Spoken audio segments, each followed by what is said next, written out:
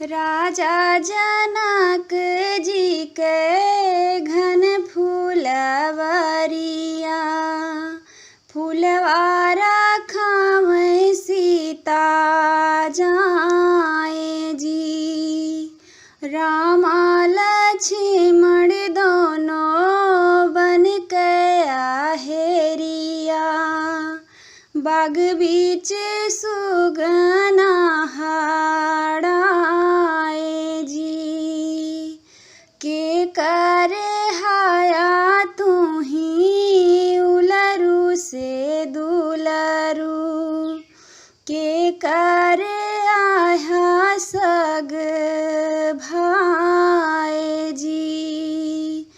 कवन जरूरत तुम्हें लगी मोरे रामा, आया है बाग हमार जी।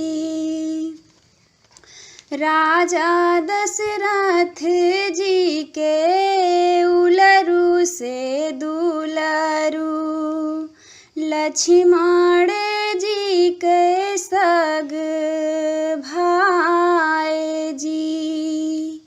राजा जनक जी स्वयंवर रचे